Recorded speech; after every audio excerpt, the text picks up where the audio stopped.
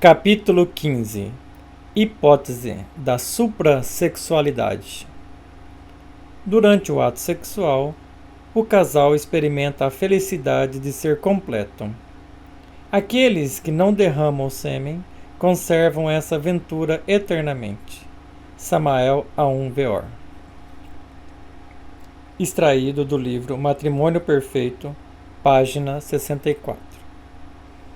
Esse texto foi originalmente escrito no dia de Natal do ano de 2001, em um momento especial, transcendental, onde me foi permitido elevar minha frequência, atingindo as instâncias superiores do ser que sou. Desde então, já se passaram muitos anos de pesquisas e experiências nesta área, para torná-lo factível de ser publicado. O ato sexual realmente é um ponto forte da humanidade. Homens e mulheres buscam intensamente suas experiências sexuais. Nenhum outro animal tem uma atividade sexual tão intensa como a do ser humano. Homens e mulheres aprenderam a usar o ato sexual como um meio poderosíssimo de aprimorar e intensificar os relacionamentos, gerar prazer e combater o estresse diário. O ato sexual é capaz de produzir uma grande quantidade de hormônios e outras substâncias internas que levam ao êxtase e a um relaxamento intenso, fazendo, normalmente, com que o praticante durma após o ato. Esse relaxamento profundo é encarado como positivo, apesar da imensa perda energética provocada por cada orgasmo. O ato sexual normalmente começa com a troca de olhares, palavras provocantes e excitantes, carinhos maravilhosos, beijos ardentes, toques pelo corpo todo até chegar à conexão. Nesses preciosos momentos, os olhos brilham, o corpo se aquece e os carinhos se tornam mais e mais intensos. Toda a natureza parece conspirar a favor dos amantes. Os corpos vibram intensamente, levando o casal a permanecerem num êxtase intenso e maravilhoso, como se pudessem flutuar pelo espaço. Juntos formam algo semelhante a um ser andrógeno, macho-fêmea, homem-mulher. Polos opostos, positivo-negativo, gerando eletricidade, tornando-se uma espécie de dínamo, capaz de gerar e conduzir a própria energia da vida. Vivenciar esse ato extraordinário qualifica o ser humano com a possibilidade da criação. Homem e mulher unidos no ato sexual são a representação microcósmica da criação universal macrocósmica.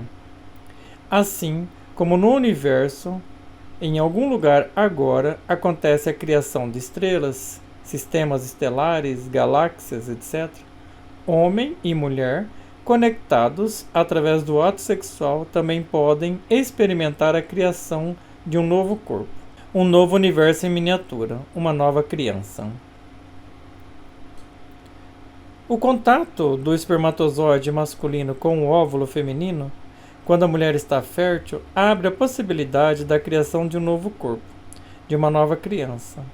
Mas, e se a conexão sexual entre homem e mulher for estabelecida apenas para gerar o prazer do ato e não um novo corpo?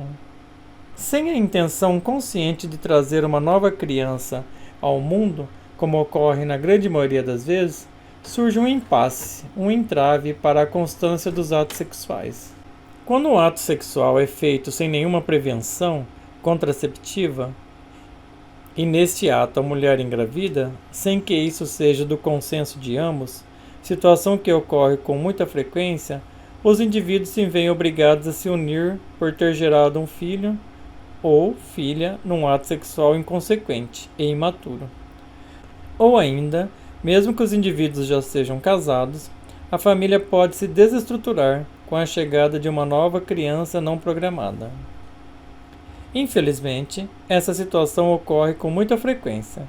Namorados que se veem obrigados a se unir por ter gerado um filho num ato sexual inconsequente e imaturo. Crianças geradas contra a vontade consciente de seus pais e que são rejeitadas desde a concepção. É comum observarmos, depois de algum tempo, casais que vivenciaram essa situação se separando. E qual foi a causa? Um ato sexual inconsequente. E qual o resultado? Raiva, ódio, rancor, incompreensão, mágoa entre o homem e a mulher. E o pior vem depois, mais uma criança desamparada, física e emocionalmente no mundo, às vezes largada aos cuidados de terceiros, pois os pais biológicos não se sentem capazes de criá-la. Crianças geradas e criadas sem estrutura familiar tendem a repetir as mesmas ações dos pais. Há também os filhos de pais anônimos, os filhos do estupro, ou ainda os filhos de mulheres que tiveram relações sexuais com vários homens e não têm certeza quem é o pai da criança que ela carrega em seu ventre. Esses são chamados filhos indesejados, que trazem dentro de si a semente de todo tipo de infortúnios que a vida pode proporcionar. A mulher, em tais circunstâncias, pode adotar uma atitude desesperada e recorrer à prática do aborto, algo que a marcará psicológica e fisicamente para toda a vida. Entre as mais diversas consequências que se pode observar nesses filhos indesejados ou rejeitados está o desenvolvimento de problemas psicológicos e uma tendência à negação da sua própria felicidade, pois se sentem, mesmo que de forma inconsciente, vítimas das circunstâncias da vida. Para se evitar ou minimizar essas situações, a ciência criou, há algumas décadas, o anticoncepcional. Este famoso agente de contracepção deu à mulher o direito de escolher a melhor hora de engravidar. Proporcionou às famílias um melhor controle de quando e como ter filhos, preparando-se financeira e psicologicamente para o advento de uma nova vida. Proporcionou ainda a independência da mulher, que, com esse interessante instrumento químico de defesa à base de hormônios, poderia ter contato sexual com homens sem o risco de engravidar. Mas, como tudo na vida, sempre há um preço a pagar. O maior contato entre diversos parceiros sexuais trouxe a expansão e maior incidência das DSTs, doenças sexualmente transmissíveis, e alguns tipos de câncer genitais ligados a DSTs. Outros tipos de câncer, como o de mama, aumentaram significativamente nos últimos 60 anos, apesar de a ciência, de forma geral, não admitir a relação direta entre o uso de anticoncepcionais e o câncer, mais especificamente o de mama. Doenças terríveis como a AIDS surgiram após o advento do sexo livre e descompromissado, no qual homens e mulheres não adotam nenhum critério para suas relações sexuais. Basta apenas um corpo bonito e atraente, um carro do ano, uma carteira recheada com dinheiro, várias bebidas num bar ou ainda por puro esporte, tornando o ato sexual uma coisa banal, sem compromisso, sem importância. Pensa-se apenas no prazer momentâneo e fútil, por vezes um simples descarrego de energias. A sexualidade entre homem e mulher, que convive num relacionamento estável, é diferente. O amor e os carinhos são mais intensos. Além do formidável prazer gerado pela conexão, o casal busca o aperfeiçoamento íntimo, mútuo, a troca intensa de energia, a paz de espírito, etc. Quando um casal tem um relacionamento estável, o ato sexual é melhor aproveitado, pois amplifica aspectos mais elevados do ser que somos, tais como amor, espiritualidade, a compreensão mútua. Nossas observações indicam que o relacionamento estável entre homem e mulher é mais produtivo e eficaz para a evolução espiritual e íntima da consciência humana. Invocando a lei da correspondência, o que está em cima é como o que está embaixo, e o que está embaixo é como o que está em cima, percebemos que o eterno masculino atua em parceria com o eterno feminino. Portanto, legitimar a relação entre o homem e a mulher corresponde a seguir os ensinamentos superiores, ou seja, o casamento formal e legal diante das leis humanas também se torna legítimo diante das instâncias superiores do ser. A consciência busca de todas as formas experimentar, aprender, melhorar, evolucionar. Contudo, existem algumas poucas consciências que buscam a revolução, o melhoramento íntimo, profundo, o aperfeiçoamento magno, a mestria, a liberação total das amarras desse planeta escola. Essas consciências querem seguir o caminho deixado pelos grandes mestres, Jesus Cristo, Buda, Samael Aun-Weor, Saint Germain e muitos outros que passaram pelo nosso planeta e deixaram gravadas em letras de fogo vivo a senda da iniciação íntima, o caminho do autoconhecimento, o ensinamento do despertar da consciência. Para esses revolucionários existe a hipótese da suprassexualidade.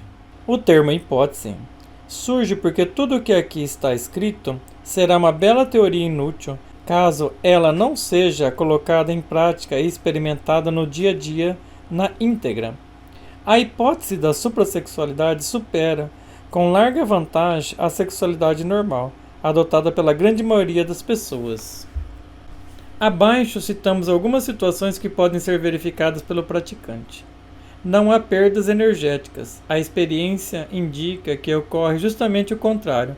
O casal, após o ato sexual, se sente energizado e profundamente feliz.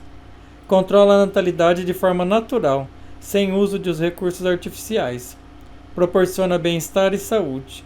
Desenvolve as percepções e parapercepções humanas.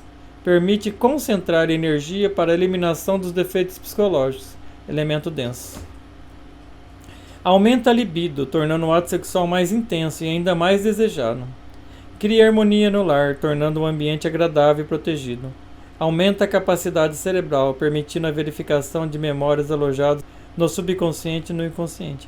Favorece o equilíbrio emocional. Desenvolve a ultrafisiologia do homem e da mulher. Proporciona, por meio da qualificação das energias internas, um contato vibracional íntimo e permanente com o ser que somos. Favorece o autoconhecimento e qualifica o ser humano para investigações conscientes das instâncias superiores do ser. A hipótese da suprassexualidade está baseada na transformação ou transmutação das energias sexuais, também chamada esotericamente de alquimia sexual. Analisando a alquimia sexual, podemos simplificar o processo dizendo que é o ato sexual sem o orgasmo fisiológico. O homem e a mulher, conectados, praticam o ato sexual com toda naturalidade e prazer, com muito carinho e felizes por estarem juntos, tudo com muita normalidade até a proximidade do orgasmo. E aí se desconectam, não permitindo o espasmo. No homem, a consequência do espasmo ou orgasmo fisiológico é a ejaculação, perda de energia do tipo sexual masculino. A fisiologia da mulher é, obviamente, diferente, porém o orgasmo fisiológico pode lhe ocasionar também a perda de algum tipo de energia sexual. Assim, caso a mulher queira preservar e transformar a energia do tipo sexual feminina, ela pode evitar inteligentemente o espasmo, canalizando o fluxo de energia pela coluna de forma ascendente. Desta forma, pode-se converter a matéria-prima chamada ensêmenes em energia pura, a energia da vida, canalizando essa energia pela coluna vertebral até o cérebro e, deste, até o coração, que a distribuirá na forma de diversas substâncias e riquíssimos hormônios junto com o sangue para todo o organismo, trazendo saúde, vitalidade, inteligência, defesas energéticas, defesas biológicas, desenvolvimento interno, eliminação de defeitos psicológicos e, ao longo de anos de prática, o despertar da consciência. Uma pergunta relevante que surge quando apresentamos a hipótese da suprassexualidade é a questão da concepção. É justo se perguntar, se não há perda da energia do tipo sexual, ou seja, não existindo a ejaculação do homem, como a mulher engravida? A concepção sobre a ótica do ser, sistema energético de resgate, é toda conduzida pelas instâncias superiores do ser. Cabe ao casal, no momento em que decidirem trazer uma nova criança a este mundo, pedir aos regentes superiores desta área para que permitam o escape de um espermatozoide do homem e fecunde a mulher. Quando o casal está conectado sexualmente, existe o processo de lubrificação, também conhecido como magnetismo. Durante o ato sexual ou químico, o magnetismo se intensifica fortemente e, sob orientação e condução dos regentes superiores, é permitido que um espermatozoide escape em direção ao útero para produzir a fecundação. Entre os regentes superiores que conduzem o processo de fecundação, destacamos Gabriel, que é também o regente lunar. Gabriel é um ser magnífico que conduz todo o processo desde a concepção até o nascimento. É comum para as mães receber no plano astral a visita de Gabriel, anunciando a criança que está em seu ventre. Ele aparece para a mãe em sonhos, utilizando a forma de um amigo. Sua presença é agradável e sua voz emite uma certeza e confiança extraordinária. Ele informa a mãe o sexo e o nome da criança, que ela carrega em seu ventre. Como ser prestativo e amoroso, que é, algumas vezes, soletra o nome da criança mostrando letra por letra, para que não permaneça nenhuma dúvida. Aqui você, leitor e leitora, se depara com o ser ou não ser da filosofia. Se você é um explorador de novos conhecimentos, um desbravador do conhecimento, um experimentador nato, um investigador dos mistérios da vida e da morte, se busca no seu interior o conhecimento íntimo da natureza e o autoconhecimento espiritual, e que não concorda com nada que lhe digam, a não ser que comprove por você mesmo, experimente, vivencie a prática da suprassexualidade. E se as perguntas, quem sou, de onde venho, o que estou fazendo aqui, qual o objetivo real da minha vida, não saem da sua cabeça, eis a oportunidade de desvendar os mistérios. Aqui está o desafio. Prove que a hipótese da suprassexualidade vale. Prove para você mesmo que ela é real, mas saiba que, para isso, precisará experimentá-la profundamente, com todo empenho e dedicação do seu ser. Comece a praticar o ato sexual alquímico. Se persistir apenas uma semana, dobre sua força de vontade para ficar um mês. Depois se esforce mais e mais, até que finalmente não perca mais suas energias sexuais. Pois este é o objetivo final, não perder nenhuma gota. Perceba as diferenças. Você está mais disposto ou disposta?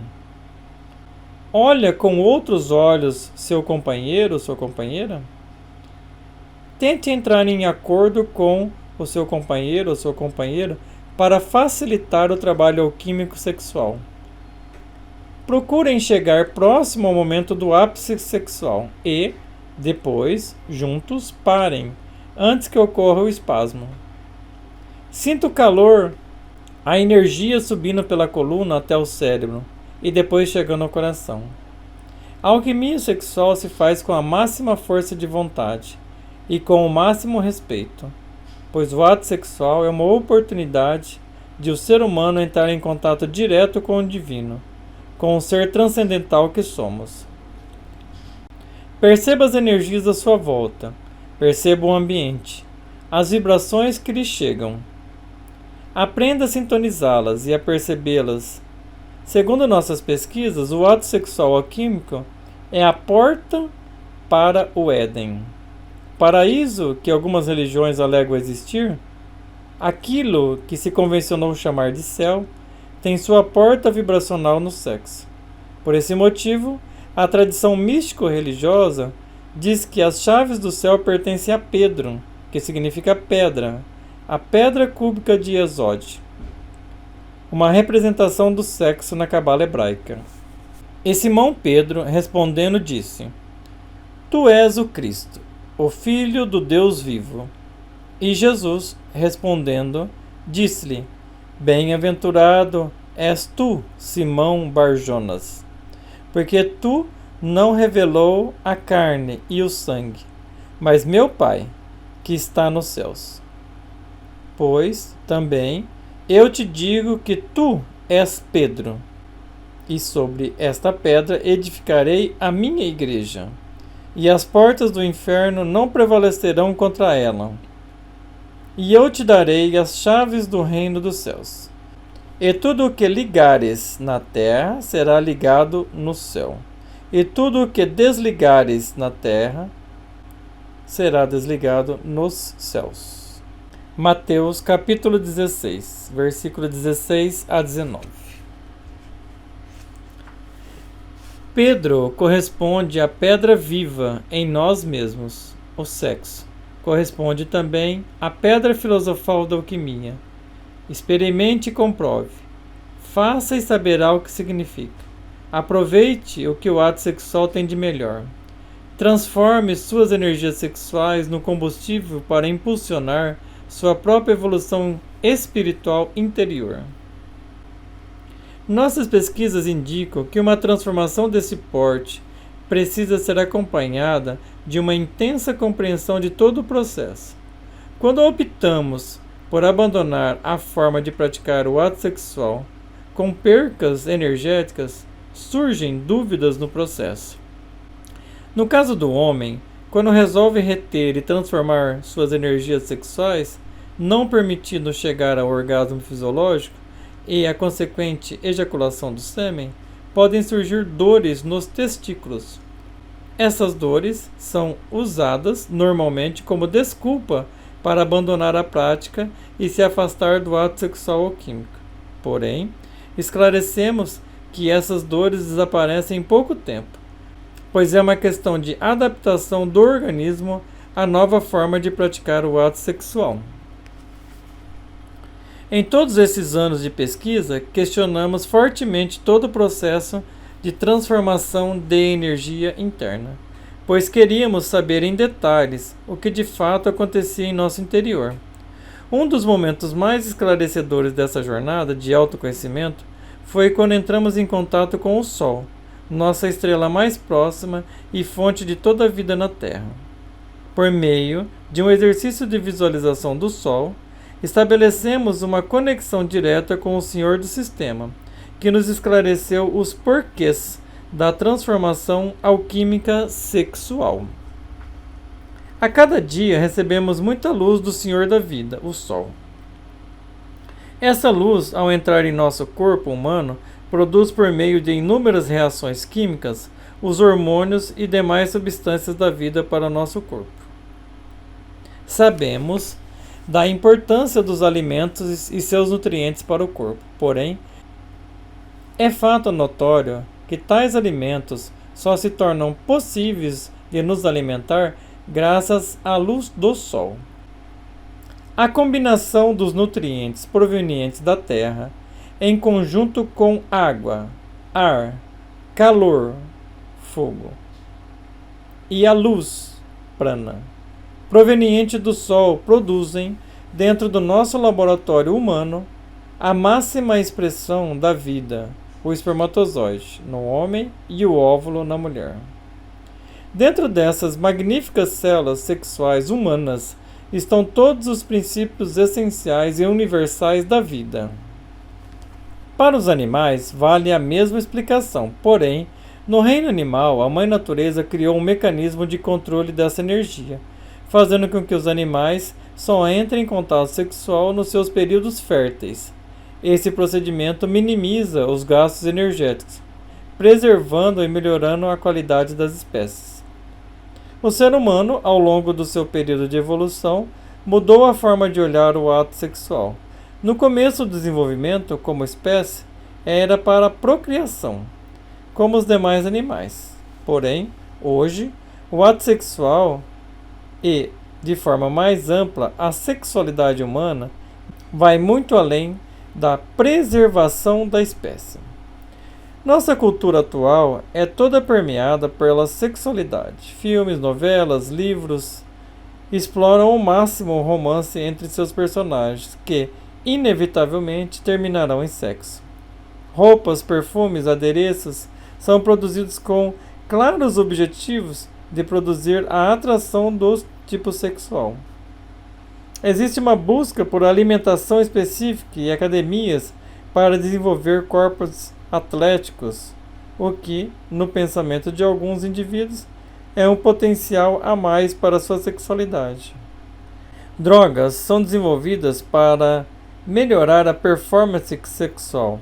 Bares, boates, casas de prostituição e toda uma vida noturna se especializaram em nossa sociedade para atender à demanda sexual humana.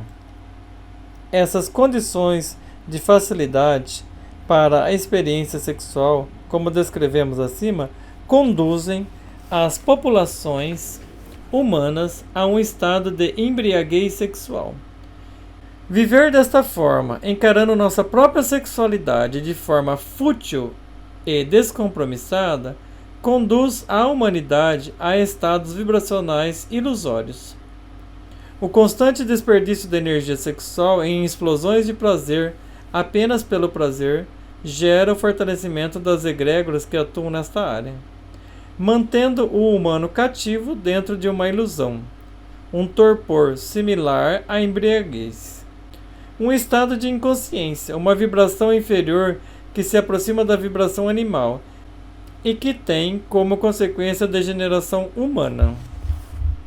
Alguns homens e mulheres conheceram esse segredo da transformação das energias sexuais que, antes da nossa época, era guardado às 7 chaves, e aplicaram tal conhecimento em benefício próprio, se transformando em seres humanos distintos. Hoje, graças ao Sr. Samael Alvear, ilustre mestre contemporâneo, esse conhecimento se tornou público, porém, por incompreensão ficou reservado à área esotérica. A ciência não investiga o ato sexual alquímico, justamente porque os próprios cientistas não se sentem compelidos a fazer a mudança. Essas linhas que agora escrevemos têm como principal objetivo levar o conhecimento da hipótese da suprassexualidade para o campo da ciência. Diante do papel e do poder que a ciência tem em nossa vida diária, entendemos que é fundamental que esse conhecimento ligado à nossa sexualidade seja estudado em profundidade pelo meio acadêmico. No futuro, é possível que cursos universitários e profissionais altamente qualificados em pesquisa se dediquem a este tema. A união da mística, da ciência, da filosofia, das artes com a espiritualidade precisa se tornar uma realidade em nossa sociedade e nossa cultura. O ser humano tem dentro de si mesmo um potencial extraordinário. Tal potencial, do tipo espiritual espacial, permanece inexplorado por pura e simples ignorância. Como dissemos anteriormente, a ciência em geral rejeita aspectos do ser humano considerados esotéricos ou que tenham conotação espiritual. Este fato se deve às perseguições religiosas em um passado não muito distante que ficaram gravadas no inconsciente coletivo e atravancam a evolução da ciência nesta área. No entanto, se os homens e mulheres da ciência mudassem sua forma de pensar em relação ao que existe no universo, além do mundo físico, poderiam verificar por si mesmos as magníficas realidades multidimensionais do cosmos. Dentre elas, a capacidade do ser humano de ajustar o fluxo de energia do tipo sexual, canalizando-o de forma ascendente, como era antes da chamada queda adâmica. Hoje, a maioria esmagadora dos humanos na superfície da Terra joga sua energia sexual para fora. A hipótese da suprassexualidade propõe justamente o inverso, que cada homem e cada mulher praticantes do ato sexual alquímico retenha suas energias sexuais e as transforme dentro do próprio organismo humano, canalizando-as pela coluna vertebral até o cérebro e até o coração. Esta poderosa energia da criação é notável e extraordinária. Os alquimistas medievais diziam que tal energia poderia transformar o chumbo em ouro. Certamente cabe uma interpretação dessas palavras. O chumbo a que se referiam os alquimistas corresponde às imperfeições da personalidade humana, assim como o ouro, fruto da transformação do chumbo, corresponde às virtudes da alma, ou à manifestação plena do espírito, do ser que somos. Preservar e transformar a energia sexual dentro de nós mesmos é uma questão de inteligência. No homem, cada espermatozoide contém a vida em si mesmo. O organismo sabiamente projeta na semente humana tudo o que há de melhor. Ao observar o espermatozoide, evidenciamos que essa semente masculina é a própria vida em miniatura. Refrear os impulsos animais e assegurar que essa semente não saia do corpo é uma virtude extraordinária, conhecida no meio esotérico como castidade. Para a mulher, vale o mesmo procedimento. A mulher, com consciência da sua energia, também pode evitar o orgasmo fisiológico, preservando e transformando suas energias do tipo sexual de forma similar ao homem. Sabemos que a energia do tipo sexual é muito intensa na questão do seu potencial. Fazendo uma analogia a um sistema elétrico comum, podemos associar a energia do tipo sexual dentro de nós a uma fonte de alta voltagem. Quando projetamos nossa energia do tipo sexual para fora de nós, ligamos determinados circuitos elétricos do interior do corpo humano que suportam baixa voltagem em uma fonte de alta voltagem.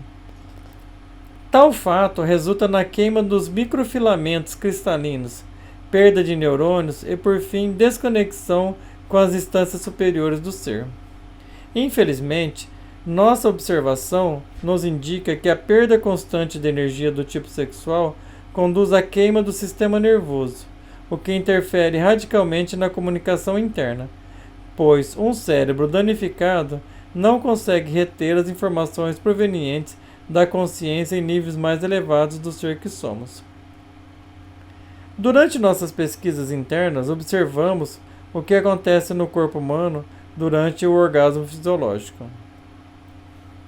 Existe um padrão de comportamento entre nós, humanos, que se aproxima de uma obsessão pelo orgasmo, uma espécie de culto a este momento, considerado o ápice do ato sexual. Nossas pesquisas indicam que tal obsessão conduziu o ser humano ao vício do orgasmo. O orgasmo produz uma descarga elétrica em todo o corpo e, em especial, no cérebro, e provoca a liberação de várias substâncias dentro do organismo humano, atingindo diretamente os centros de prazer, viciando o indivíduo. O vício do orgasmo, com a consequente perda energética, que no homem se traduz em ejaculação, ficou conhecido dentro do meio esotérico como fornicação. Para os pesquisadores que adotam a linguagem esotérica ou místico-religiosa como sua principal fonte de informação, esclarecemos que fornicação é o nome do demônio em forma de serpente responsável pela tentação de Adão e Eva no paraíso bíblico. Na visão espiritual espacial, contemplamos esta serpente astuta e tentadora como uma entidade do abismo, vibrando na nona esfera inferior do tritocosmo. Sua função é convencer os humanos a se comportar como animais e assim viciá-los no orgasmo e, por consequência, na perda de energia do tipo sexual. Informamos que as entidades infradimensionais ligadas à fornicação se deliciam com a energia do tipo sexual quando o homem incauto a libera de seu organismo. Tais entidades são similares a vampiros, recolhendo o material essencial contido na substância em sêmenes. A falange ou egrégora que rege essas entidades é terrivelmente forte. Cabe ao praticante uma suprema força de vontade para não cair, a cada ato sexual, nos braços hipnóticos da fornicação. Para aqueles que querem, com toda a sua vontade e todo o seu coração, sair do vício da fornicação, ajustando, assim, o fluxo de energia do tipo sexual na forma ascendente em sua coluna vertebral, colocamos abaixo um poderoso exercício que ajudará o praticante do sexo alquímico a eliminar o elemento denso chamado fornicação. É necessário falar. Eu renuncio fornicação, em nome de Cristo, pelo poder de Cristo e pelo sangue de Cristo. Eu renuncio fornicação, em nome de Cristo, pelo poder de Cristo e pelo sangue de Cristo. Eu renuncio fornicação, em nome de Cristo, pelo poder de Cristo e pelo sangue de Cristo. Assim seja, assim seja, assim seja. Assim seja, assim seja, assim seja. Assim seja, assim seja, assim seja. Amém, amém, amém. Amém, amém, amém. Amém, amém, amém. Fazendo uso da lei da renúncia, o defeito é marcado para ser eliminado. Após a identificação, compreensão e análise do elemento denso em questão e da pronúncia da lei da renúncia, vem a eliminação propriamente dita. Elimina-se o elemento denso, ou seja, purifica-se todo o condicionamento vibratório no qual a essência consciência está aprisionada, libertando-a. Para que isso ocorra de forma acelerada e precisa, utiliza-se um catalisador chamado vibração violeta, ou seja, chama violeta, que, por meio da misericórdia divina, tem a função de desintegrar o elemento denso que envolve a essência. Invoque-a na forma como se segue. Mãe Divina, Mãe Divina, Mãe Divina, eu invoco aqui e agora a chama violeta. Mãe Divina, Mãe Divina, Mãe Divina, eu invoco aqui e agora a chama violeta. Mãe Divina, Mãe Divina, Mãe Divina, eu invoco aqui e agora a chama violeta. Visualize uma espada em sua mão direita. A forma de espada corresponde à representação de um instrumento de poder do seu próprio ser que você é. E crave-a no defeito. Deixe sua mente livre, para que a visualização seja conduzida pela intuição. Diga com todo o seu coração, é necessário falar. Eu sou a chama violeta que atua em mim, reluz. Eu sou a chama violeta, soma-se a luz. Eu sou a chama violeta, poder cósmico farol. Eu sou a chama violeta, radiante como um sol. Eu sou a luz de Deus a toda hora brilhando. Eu sou o poder de Deus que a todos vai libertando. Aumente a velocidade com que recita o decreto acima para intensificar o processo. Faça esse decreto até o momento em que sinta em seu íntimo que o elemento desse foi totalmente eliminado. E a essência, a consciência, está livre. Lembre-se, sua intuição é quem dita e norteia todo o processo de eliminação de um elemento denso. Faça o decreto da chama violeta até sentir em seu coração o momento adequado de parar. Com o tempo, desenvolve-se outras percepções que afinam sentimentos tais como visão interna, audição interna e uma forte intuição que irão aperfeiçoando o processo, resultando em melhores condições de realizar o trabalho íntimo de eliminação de defeitos. A lei da renúncia e a sequência da invocação da Mãe Divina e a chama violeta pode ser feita sempre que necessário. É importante manter-se atento em relação a essa serpente astuta da fornicação, pois seu campo de atuação é bem vasto e sua vibração é do tipo hipnótica.